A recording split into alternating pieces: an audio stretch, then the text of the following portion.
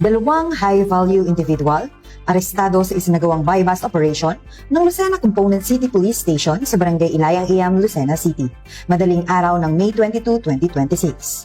Kinilala ang mga sospek na si alias Rodel, 37 years old, at alias Light, 26 years old, kapwa residente ng Barangay Dalahican, Lucena City.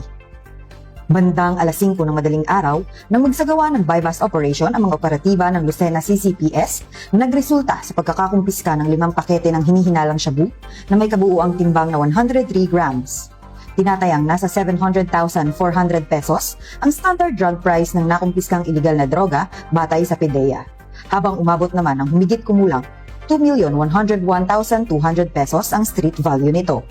Na-recover din sa operasyon ang buy-bust money at isang asul na pouch na ginamit umano sa transaksyon.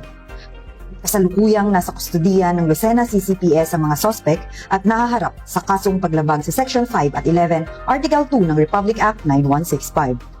Pinuri naman ni Police Colonel Romulo A. Albacea, Provincial Director ng Quezon PPO, ang matagumpay na operasyon ng Lucena CCPS at muling tiniyak ang tuloy-tuloy na kampanya laban sa iligal na droga upang mapanatili ang kapayapaan at kaayusan sa lalawigan ng Quezon.